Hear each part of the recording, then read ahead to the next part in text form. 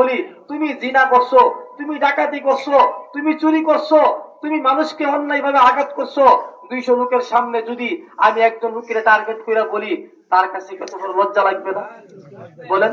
সে বলবে 200 লোকের সামনে আমাকে আজকে হুজুর লজ্জা দিছেন, আমার তো ইচ্ছে হয়েছিল যে আমার যেন মরণটা হয়ে যায়।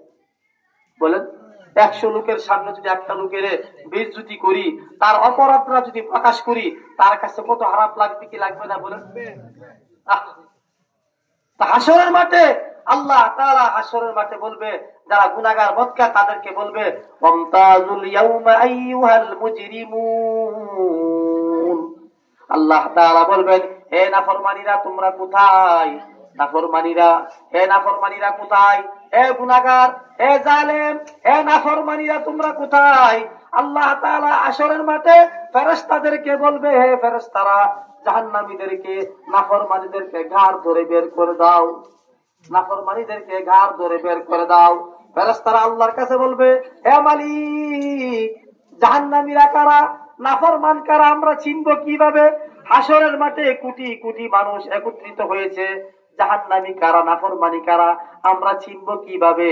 আল্লাহ তাআলা ফেরেশতাদেরকে বলবে, হে ফেরেশতা হাসরের মাঠে প্রবেশ করো, জাহান্নামীদের কপালের মধ্যে আমি চিহ্ন বসাইয়া দিয়েছি। আল্লাহ ফেরেশতাদেরকে বলবে, ইউরাফুল মুজরিমুনা বিসিমাম, ইউরাফুল মুজরিমুনা বিসিমাম। হে ফেরেশতা হাসরের মাঠে তোমরা ঢুকো, আর জাহান্নামীদের কপালের মধ্যে আমি জাহান্নামীদের চিহ্ন বসাইয়া দিয়েছি। ওই চিহ্ন দেখা দেখা তাদেরকে ঘাড় ধরে হাসরের মাঠ থেকে জাহান্নামে নিক্ষেপ করো। জাহান্নামীরা জাহান্নামে চলে যাবে। জাহান্নামে যখন আযাব শুরু হয়ে যাবে, জাহান্নামের আযাব যখন শুরু হয়ে যাবে, এবার জাহান্নামীরা কয়টা দরাস্ত? কয়টা দরাস্ত বলেন না? কয়টা দরাস্ত? 3টা দরাস্ত করবে জাহান্নামীরা। 1 নম্বর দরাস্ত করবে, আল্লাহ আমাদেরকে আপনি জাহান্নামের শাস্তি দিতেছেন, শরীরের মধ্যে আগুন লাগাই দিচ্ছেন, আল্লাতী তাত্তালিউ আলাল আফিদা, জাহান্নামীদের কলিজার মধ্যে আল্লাহ তাআলা আগুন লাগাই দিবে। জাহান্নামীদের কলিজার মধ্যে আগুন লাগাইয়া দিবে। দুনিয়ার আগুন না বাবা, মুহতারাম হাজিরিন, দুনিয়ার আগুন না। জাহান্নামীদেরকে যখন জাহান্নামের আগুন জ্বালাইয়া দিবে, পুইরা আংরা ছাই ছাই হয়ে যাবে, আল্লাহ তাআলা আবার তাকে জীবিত করবে। কথা ঠিক কিনা বলেন?